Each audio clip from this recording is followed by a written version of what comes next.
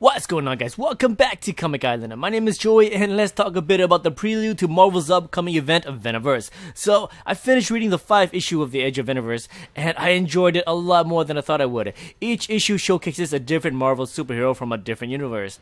The only thing these heroes have in common is that they all became hosts of the Venom symbiote, and all were recruited by a Captain America with his own Venom symbiote.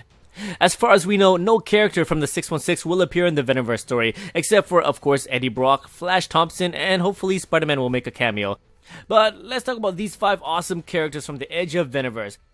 The first thing I want to point out is that the stage is now set for some of these 5 Venom characters to appear in the main storyline. Cameo or major role, we will have to wait and see, because Venomverse is compared to 2015's Spiderverse. So let's do some comparisons.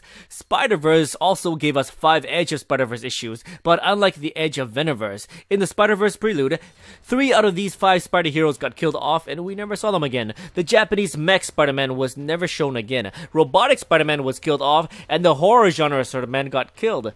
Spider-Man Noir plays a nice supporting character for the remainder of the Spider-Verse event, but the star of the show has gotta be Spider-Gwen. So even though Edge of Spider-Verse didn't start off so great for the Spider heroes, Marvel definitely made it up in the form of Spider-Gwen, bringing a very popular and long-time dead love interest to her main hero back into the limelight.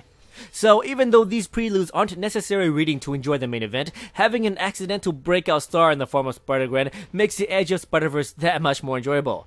But let's shift gear for a moment and talk about the Edge of Venomverse. First off, we get an awesome retelling of Laura Kinney's origin story.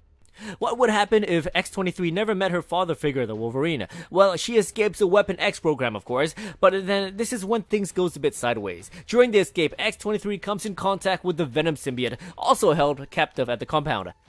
After months of being free, she comes in contact with the Weapon X program again, so she does what she is best at, slicing and dicing her way through until she gets sucked into what we can only imagine, a new Earth where we see the first appearance of Captain America with a Venom symbiote. Second issue introduces us to Gwenpool, a normal human being, and a fan of superheroes. She gets shot up, but luckily, before she dies, Gwen attracts a Venom symbiote who's nearby. This begins the adventures of Venompool Gwen. This is such a strange issue, and at the end, she gets killed off-screen by someone unknown. So Gwenpool follows the same fate as some of the Spider heroes from the Edge of Spiderverse, which is okay with me. Then we got the Host Rider, a combination of Robbie Reyes, the Spirit of Vengeance, and of course, we sprinkle a ton of Venom symbiote on top, creating the Host Rider. The human Robbie Reyes isn't controlling anything. Instead, he sits backseat while the Spirit of Vengeance and the Venom symbiote takes over, doing some really horrifying acts in the name of vengeance. The same ending befalls the Host Rider. He gets teleported away and meets the same Captain America Venom character from the previous 2 issues. Now, the thing we gotta ask ourselves now is, will the Host Rider be a team player? Or will he just attempt to kill everyone around him with his penance kiss? Edge of Venomverse issue 4 is my absolute favorite out of the 5 issues. This is a possible future where the old man Logan is allowed to raise the Hulk baby to adulthood. Of course, things go sideways as the Hulk child becomes a villain, luring his foster father back to Xavier's school, where all of the X-Men died. And then we get the grand return of a T-Rex random symbiote combo. His appearance was short but super sweet, and now he has returned to reclaim some mutant meat. Instead, the Venom symbiote leaves the T-Rex and chooses to bond with Logan.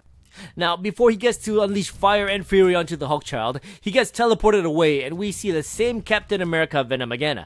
Finally, in issue 5, the Merc with a mouth is back with Venom. This is a super strange story where Deadpool gets attacked by people controlled by tapeworms. But I love the attention to detail during the scene where he finds a canister labeled Clintar symbiote. Deadpool even sings the popular Simon and Garfunkel song, The Sound of Silence, which implies that these two had already had a lot of history together.